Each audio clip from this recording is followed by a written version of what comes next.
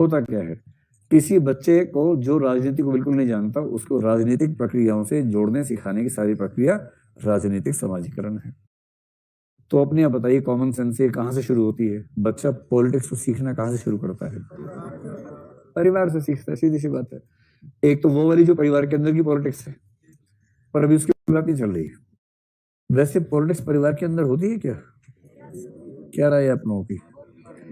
एक सच्चे अच्छे पवित्र परिवार के भीतर पॉलिटिक्स होती है कि नहीं होती है? अपने घर की पॉलिटिक्स को समझ पाते हैं?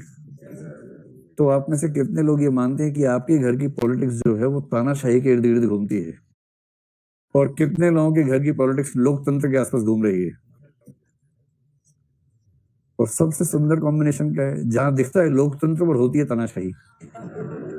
ईमानदारी से हाथ खड़ा कर लो, लोकतांत्रिक आवरण में तानाशाही चल रही है। जहाँ पेरेंट्स बोलते हैं कि आओ बच्चों आओ मिलके बात करेंगे, आओ बच्चों आओ, हाँ बेटा देखो बेटा ये विचार आया है, ये सोच रहे हैं, तो मेरा विचार है कि ये कर लेते हैं, बाकी आप लोग बताओ बेटा।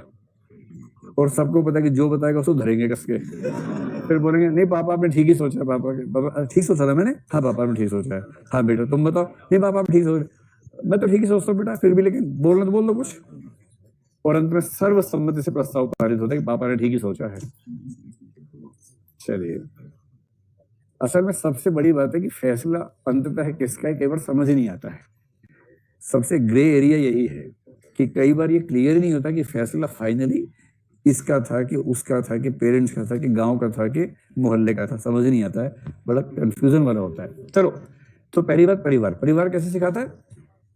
देखो, जिन परिवारों में लोग पॉलिटिकली एक्टिव होते हैं ना, उनके छोटे बच्चों को आप देखिए, बच्चे की उम्र 9 साल से कम हो, 13 तक भी चलेगा।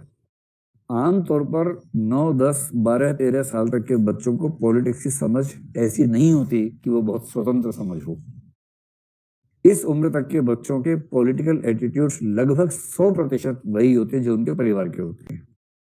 थोड़ा सा अंतर स्कूल से आ सकता है, अगर स्कूल की मैम का कुछ और एटीट्यूड है ना, तो मैम तो भगवान है, मैम के सामने ना बाप चलेगा ना माँ चलेगी। लेकिन अगर मैम ने कुछ नहीं बताया है तो पॉलिटिकल एटीट्यूड वही चलेगा जो पेरेंट्स ने बता रखा है।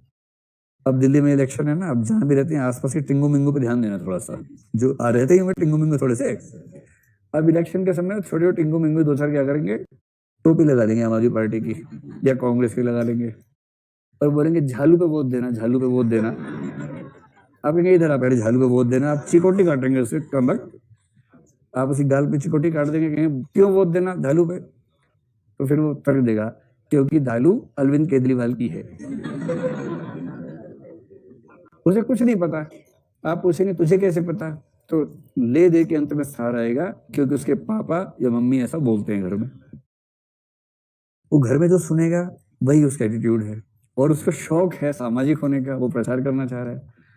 उसको वोट अपना देने को नहीं मिल रहा है तो चाहे दूसरों को दिलवा दूं, कम से कम किसी की गोदी में चढ़ के जाऊंगा वोट दिलवाने के लिए, कम से कम कुछ तो ऐसा करूं। तो ये जो बच्चों के एटीट्यूड से बनते हैं परिवार से, इस पे तो सहमति, मैं अभी 3-4 केस स्टडीज लिखवाता हूं आपको।